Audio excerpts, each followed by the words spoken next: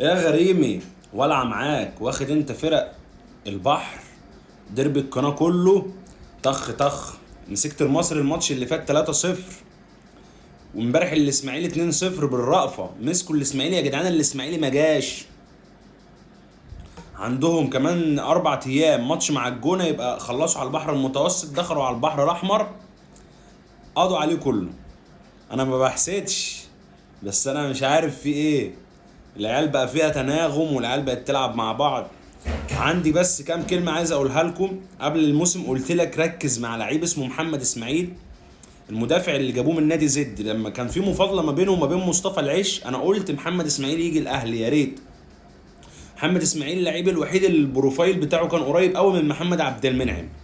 لعيب عاقل واجريسيف، وبيعرف يتمركز صح، وبيعرف يتوقع تحركات المهاجم صح، وكورته على الارض حلوه جدا.